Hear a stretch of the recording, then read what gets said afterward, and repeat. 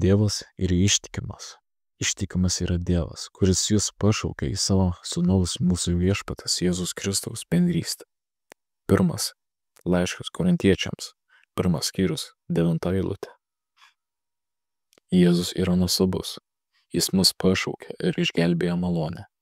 O gal tu to ne kažkaip nusipelnei? Tai vien malonė, kad jis mus išgelbėjo. Mes to nenusipelnėme. Ir štai mes norime priimti jo malonę ir daugiau patys savęs, nebesmerkti, bei nebesiklausyti kitų arba priešų priekaištų.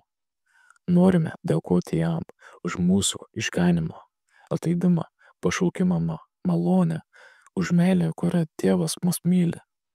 Tačiau daugelis žiūri ne į Jėzų, bet žemyn, jie gėdijasi, kad vis dar yra blogi.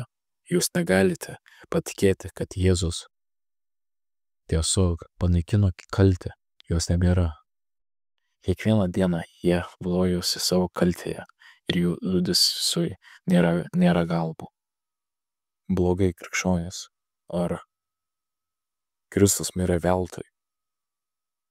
Argi jo išgelbėjimas skirtas tik labai geriems žmonėms? Jis pašaukė mus į bendrystę su Jėzumi. Mes turime būti vienas širdis ir viena siela. Kaip geriausiai broliai, ar kaip jaunoji su jauniku. Jei kas netiki, kad Jėzus kiekvieną dieną atleidžia kaltę ir ją paima, kaip jis su juo bendraus?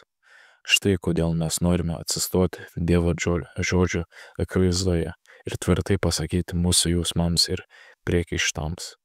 Ačiū, tu man atleidai. Visos mano kaltės panaikintos, net ir vakarykštės bei šiandieninės.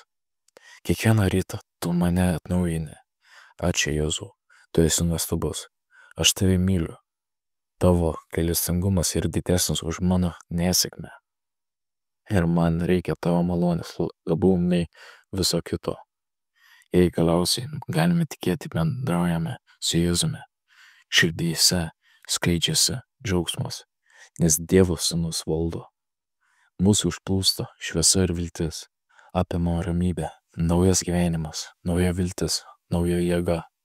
Nuostabu, ką mumyse padaro Jėzus, kai tik jo patikime.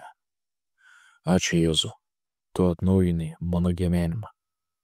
Visas kaltes ir visas nesėkmes tu ištirni savo brangiu krauju.